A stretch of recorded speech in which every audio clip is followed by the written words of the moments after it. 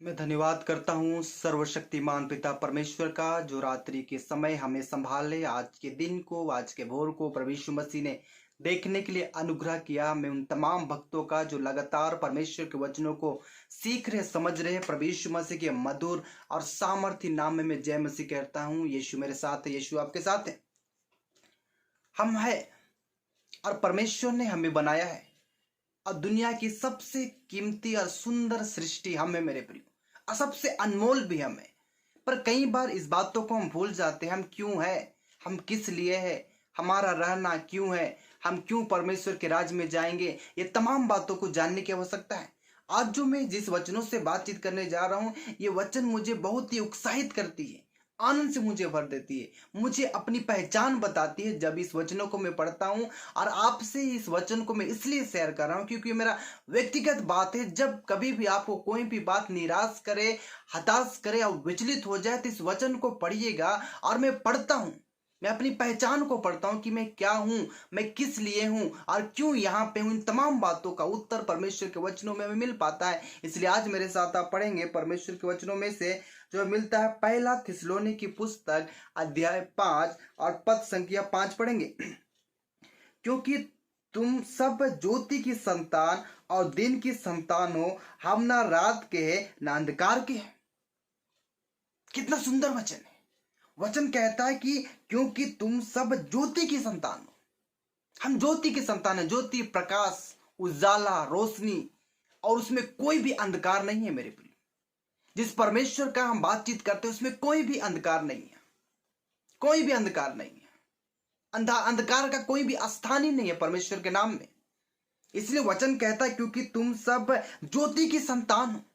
हम जिसके संतान है, जो हमारा पिता है, जो हमारा सृष्टि करता है, जिसने हमें बनाया है, वचन कहता है कि तुम ज्योति की संतान हो। और वचन कहता है, साफ साफ हमने पढ़ा है, और ना दिन की संतान हो, हम ना रात के ना अंधकार के। हम दिन के हैं, हम ना रात के हैं ना अंधकार के। इसलिए तो बुराई नहीं हो सकती, बुरी नहीं हो सकती। इस बात को जो अपने हृदय में हम ठान लेंगे कि प्रभु मैं उजाले के लिए बना हूं, मैं प्रकाश के लिए बना हूं, मैं दूसरों के लिए आशीष का कारण के लिए बना हूं, मैं दूसरों के लिए शांति कारण बना हूं, तब आप इस बातों को समझ पाइएगा।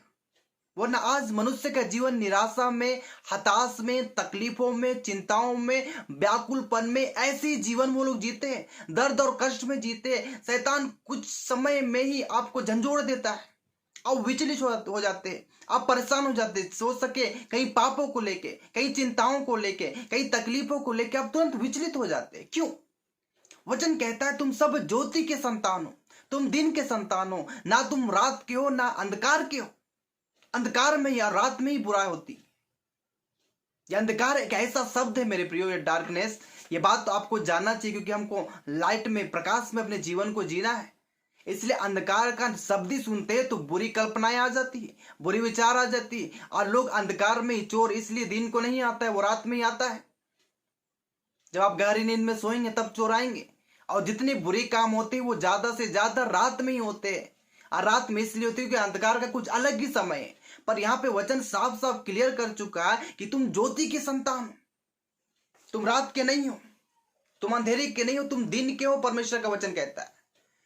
इसलिए परमेश्वर के वचनों को पढ़िए। हम क्या है, हमारा अस्तित्व क्या है? हम प्रकाश में रहने वाले चीज, हम उजाला में रहने वाले हैं।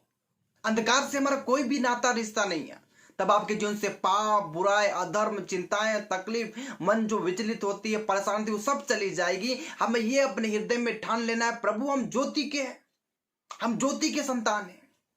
हम में कोई भी अंधकार नहीं है। अंधकार को आने नहीं देता क्योंकि हमारा जीवन, हमने चुनाव किया है कि हम प्रकाश में चलेंगे। तो क्यों फिर से अंधकार में चले जाना? ये चुनाव मेरा है, ये चुनाव आपका है कि प्रभु मैं ज्योति में चलना चाहता हूं। कि जिस वक्त आपकी ज्योति को हमने देखा, आपके प्रकाश को अपने जीवन में हमने लिया, तो हमने निर्णय लिया प्रभु हम ज्योति में चलेंगे। आज जब हम निर्णय लिए कि प्रभु हम ज्योति में चलेंगे, तो फिर अंधकार से क्यों हमारा नाता रिश्ता रहे? उससे तो हमने बैर किया है, अंधकार को तो हमने छोड़ दिया है। इसलिए परमेश्वर के अनुग्रह, परमेश्वर की दया में बढ़ने की कोशिश कीजिए। मेरे साथ परमेश्वर के वचनों में से पढ़िए जो हमें मिलता है पहला तीमुथियुस की पुस्तक अध्याय 6 और पद संख्या 16। पहला तीमुथियुस की पुस्तक अध्याय 6 पद संख्या 16। और अमरता केवल उसी की है, और वह अग में ज्योति में रहता है, और न उसे किसी मनुष्य ने देखा और न कभी देख सकता है। उसकी प्रतिष्ठा और राज्य युगानुयुग रहेगा। आमीन। ध्यान दीजिए, वो अग में ज्योति में रहने वाला है, और जो अग में ज्योति में रहता है, जो प्रकाश है, जो उजाला है, जो पूरे संसार को अपने प्रकाश से, आज भी पूरे प्रकाश से, आज भी उसके प्रकाश से पूरा दुनिया जो अंधकार में जो है और बुराई में है, उसकी प्रकाश चमकने से उनके जीवन की तमाम बुराइयां चली जाती है। उसके प्रकाश से आज बीमारियां चली जाती है। उसके प्रकाश से आज पूरा दुनिया अंधकार के जो गुलाम है वो सारे जंजीरें तोड़े जाते हैं मेरे प्रिय। इसलिए परमेश्वर का वचन कहता है, और वह अमरता केवल उसी की है, अमरता उसी की है। अगर इस वचनों को पढ़ेंगे तो मैं आपको बताना चाहता हूं, हम तो मरने वाले भी नहीं है, हम तो सो जाएंगे। आप प्रभु जिस दिन आवाज देगा हम उठ जाएंगे, और जो बचे हैं वो तो बादलों पे मिलेंगे। इसलिए परमेश्वर का वचन कहता है, और अमरता केवल उसी की है, और वह अग में ज्योति में रहता है, और ना उसे किसी मनुष्य ने देखा और ना कभी देख सकता है। उसकी प्रतिष्ठा और राज्य युगानुयुग रहेगा। वो अग में ज्योति में रहने वाला है। हमारा पिता, हमारा बाप, हमारा अब्बा, हमारा डैडी अग में ज्योति में रहता है, और वचन कहता है तुम ज्योति की संतान हो। तो देखिए ना, कोई भी अंधकार का तो बात ही नहीं है, कोई बुराई का बात ही नहीं है, कोई पाप का बात ही नहीं, क्योंकि हमने पाप को त्याग दिया है, हमने बुराई को त्याग दिया है, हमने ज्योति को ग्रहण किया है, हमने उसे अपनाया है। उस ज्योति को हम अपने जीवन में सुचारू रूप से चलाने के लिए निर्णय लिए कि हम उस ज्योति में, प्रकाश में चलेंगे, हम अंधकार की सहभागिता नहीं लेंगे, हम ज्योति में परमेश्वर के साथ चलेंगे। ये हमने निर्णय लिया है। क्यों? इसलिए आज की सुबह मैं आपसे बातचीत करना चाहता हूं कि हमें ज्योति में चलना है, हमें प्रकाश में रहना है। अंधकार का काम खाली बुराई है, खाली गंदा है, खाली घिनौना है, उसमें अपने जीवनों को नहीं बिताना है। हमारे जीवन को प्रकाशमान रहना है कि जिस वक्त यीशु आएगा तो हमें लेके चला जाएगा। मेरे इस ज्योत को बुझने ना दीजिएगा, ये प्रकाश को बुझने ना दीजिएगा। ये ज्योति आपके जीवन में जो चमका है ना, इसको बरकरार रखिएगा मेरे प्रिय। हम परमेश्वर के वचनों में से पढ़ेंगे जो मिलता है इफिसी की पुस्तक, इफिसियों की पुस्तक अध्याय 5 और पद संख्या हम पढ़ने जा रहे हैं। आपका 8 पद हम पढ़ेंगे, और उसके बाद नहीं 8 और 9 पद पढ़ेंगे। 8 और 9 पद, इफिसियों की पुस्तक अध्याय 5 पद संख्या 8 और 9। क्योंकि तुम तो पहले अंधकार थे, परंतु अब प्रभु में ज्योति हो, अतः ज्योति की संतान के समान चलो। क्योंकि ज्योति का फल सब प्रकार की भलाई और धार्मिकता और सत्य है। ध्यान दीजिए, सब क्लियर कर दिया गया है, इसमें कोई भी छुपा हुआ चीज नहीं है। वचन कहता है कि क्योंकि तुम तो पहले अंधकार थे। हाँ, हम पहले अंधकार थे, हमें बुराइयां थी, हमारे में लड़ाई थे, झगड़े थे, घिनौना बातें, गाली गलौज था, दंगा फसाद था, और मन में जो भी कल्पनाएं उठती थी वो बुरी उठती थी, क्योंकि हमारा काम अंधकार का काम था। हम अंधकार के गुलाम थे, हम अंधकार के वश में थे, हम में ज्योति नहीं चमकाता, और ज्योति चमका जिसका नाम है प्रभु यीशु मसीह। तब हमारे जीवन में क्या हुआ? वचन कहता है क्योंकि तुम तो पहले अंधकार थे, परंतु अब प्रभु में ज्योति हो, अतः ज्योति के संतान के समान चलना है। इसका मतलब फिर से अंधकार की सहभागिता नहीं करना है, फिर अंधकार में मिल नहीं जाना। जिस पाप को, जिस बुराई को आप और हम छोड़ के आगे चल रहे, फिर से उसमें ना चले जाए। किसी का निंदा ना करे, किसी का शिकायत ना करे, किसी के लिए डांट ना करे, किसी के लिए सिंगा ना करे, कोई बुरी कल्पनाएं, कोई बुरी बात हमारे जबान से ना निकले जिससे पवित्र आत्मा को ठेस पहुंचे और पवित्र आत्मा शोकित होकर चला जाए। ये काम ना करे। वचन कहता है कि पहले तुम अंधकार थे पर प्रभु में ज्योति हो, अतः ज्योति के संतान के समान चलो। कि ज्योति का फल सब प्रकार की भलाई और धार्मिकता और सत्य है। ये ज्योति का फल है मेरे प्रिय। वो अग में ज्योति में रहने वाला परमेश्वर के बारे में, यीशु मसीह के बारे में। और हम ज्योति के संतान है, मतलब समझ सकते हैं कि हम भी कम नहीं, हम परमेश्वर के साथ सहभागिता रखने वाले हैं। और एक दिन पिता जहां पे पिता है और जहां पे यीशु मसीह दाहिनी ओर है, वहां पे हम भी जाएंगे। ऐसा यीशु मसीह ने वादा किया है, और यीशु ने वादा किया यूहन्ना 14 में कि जहां मैं रहूं वहां तुम भी रहोगे। इसलिए वचन साफ साफ कहता है कि ज्योति का फल सब प्रकार की भलाई है। जब हम ज्योति में रहेंगे ना, हमारा हृदय खाली भला करने को सोचेगा, खाली भला करने को सोचेगा। हम किसी का बुरा नहीं सोच सकते, किसी के बारे में बुरी कल्पनाएं नहीं कर सकते, हम सत्य पे चलेंगे, हम ज्योति में चलेंगे, हम प्रकाश में चलेंगे। इसलिए वचन कहता है कि ज्योति का फल सब प्रकार का भलाई है। खाली उत्तम उत्तम बात आपके हृदय से निकलेगी, खाली अच्छी अच्छी बातें निकलेगी, कोई भी बुरी बात किसी मनुष्य के लिए नहीं निकलेगी। और वचन कहता है साफ साफ कि ज्योति का फल सब प्रकार की भलाई और धार्मिकता है। धार्मिकता है।